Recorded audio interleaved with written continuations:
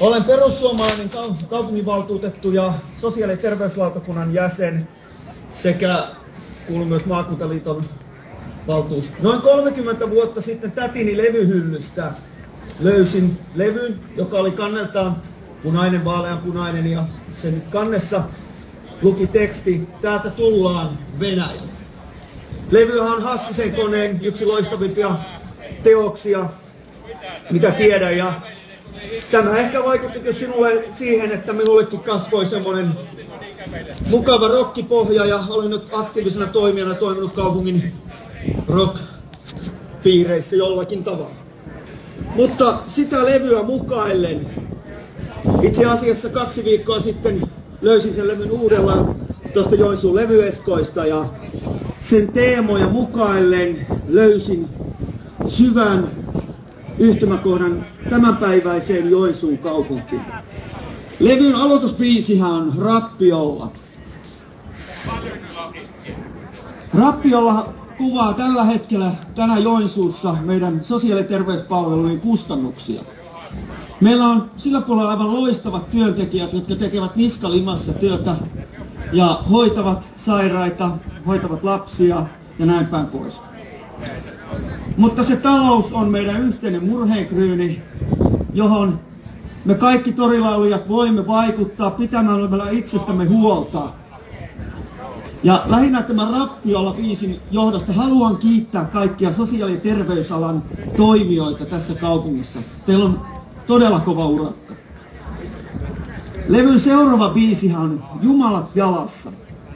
Minulle jalkojen Jumala tarkoittaa jalkapalloa. Jalkapallo on nuorisolle hyvinkin sosiaalinen ja kasvattava liikuntamuoto.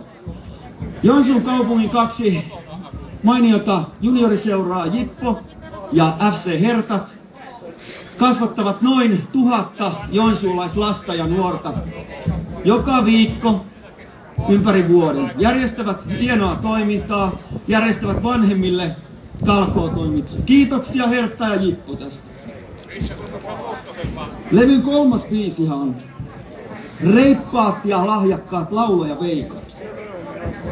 Niitä meidän tässä kaupungissa riittää. Kiitoksia Ilosaari Rockin järjestölle popmuusikoille, joka tukee nuorisobändejä ja vähän varttuneempia, muun muassa studiokustannuksista ja näin päin pois. Tämä on hienoa kulttuuritoimintaa. Minulle levyn suurin hitti oli aikoinaan Täältä tullaan Venäjä. Venäläisten turistien ja muiden merkitys Joensuun kaupungin taloudella on yhä kasvava. Ja meidän kannattaa arvostaa sitä. Ja monet yksityiset yrittäjät ja muut saavat huomattavan talouden lähteen näistä asioista. Tervetuloa vaan venäläiset tänne. Reippaana käymme rekkain alle. Tämä valitettavasti saa minulle pienen murheenkryynin sisääni katsomalla esimerkiksi joensuulaista kotikatuani, joka on hiukan halkeillut ja roudan vaurioittama. Mistä löytyy ne varat, jolla pidämme lähiympäristömme siistinä, terveellisenä, turvallisena ja luonnonmukaisena? Siinä meillä kaikille onkin mietittävää.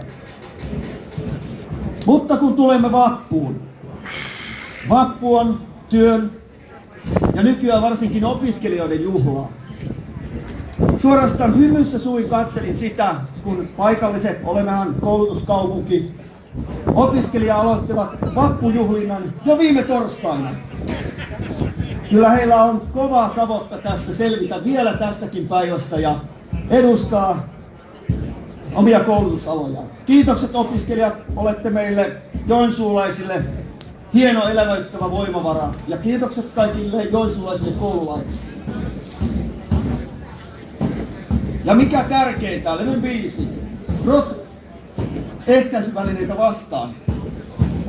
Olen jo sen ikäinen ja omaan sen ikäistä nuorempaa sukupolvea, ja totesin tänä aamuna, synttäriaamunani, että tyttäreni isi on tullut siihen ikään, että olisin valmiiksi ukiksi. Suosittelen kaikkia nuoria aikuisia lisäämään joensuulaisten määrää. Seuraavanahan levyllä on biisi Älä syö liisteriä.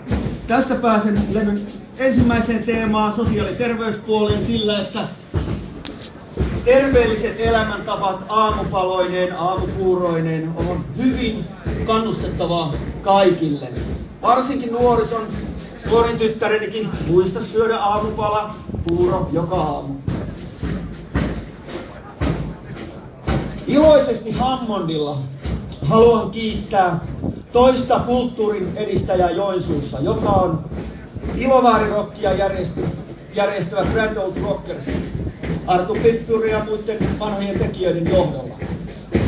Kuinka raikas kesätapahtuma meillä onkaan Ilosarjokin aikana tuossa Ilosaaressa, joka tuo todellakin rummun päristystä, kitaran soitantaa ja muuta mukavaa.